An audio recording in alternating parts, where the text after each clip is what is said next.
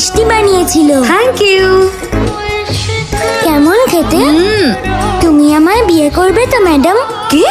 আমার বন্ধু বলেছে যে তুমি যদি এই মিষ্টি খাও তাহলে তুমি আমায় বিয়ে করবে।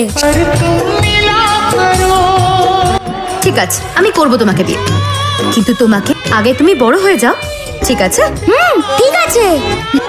কিন্তু এই কথাটা যেন তুমি আর আমি ছাড়া আর কেউ না জানে। হ্যাঁ, আমি কাউকে বলবো না। খুব ভালো।